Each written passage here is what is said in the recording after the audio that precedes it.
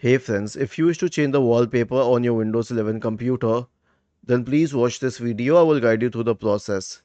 Right click on the start button and select settings from the menu. Go to the personalization tab on the list on the left hand side. Select background and now you can select Windows Spotlight or you can select picture. See, if you have pictures, then you can easily select from the Windows pictures to change it. See what happens.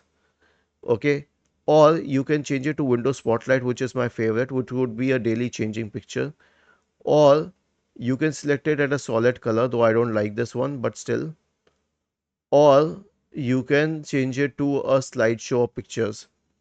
If you have selected it on picture, you can also choose your own picture and add it here. Okay, but I prefer Windows Spotlight. This is my favorite. Rest is your choice. Was this helpful? If yes, then please subscribe to the channel. If not, then let us know in the comment section of the video on how we could help you further. Thank you for watching this video and have a nice day.